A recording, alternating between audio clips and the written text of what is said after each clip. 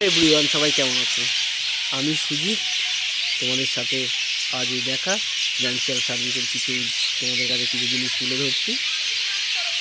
আজ রেগুলার এক মেম্বার তার কালেকশন করতে এসে এখনও পর্যন্ত ওয়েটিং করছে। এখন বাজে, স্যার কটা বাজে এখন?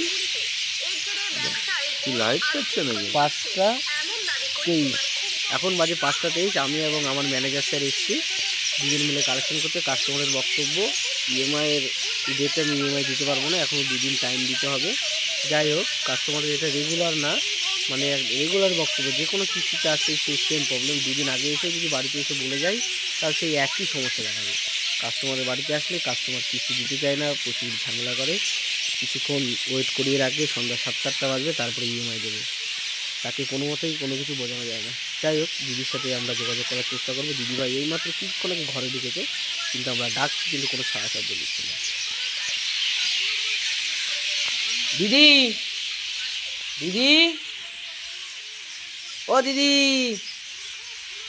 দিদি, ও দিদি, ও দিদি, দিদি, ও দিদি,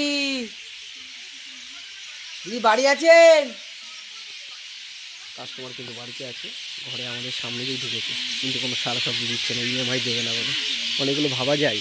এখন 5:30টার বেশি, 6টা বাজতে গেল, সন্ধ্যা হতে গেছে, সবাই দেখেই বুঝতে পারছে।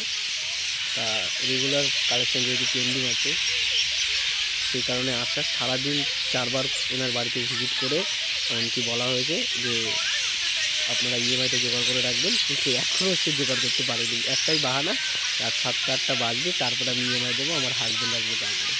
কোনো মতেই কনভিন্স করা যাচ্ছে না মেম্বারকে, প্রচুর ঝামেলা। যাই হোক, পরে আর একটা ক্লিপ তুলে ধরবো তোমাদের কাছে। এখন যাই হোক, কাটছি।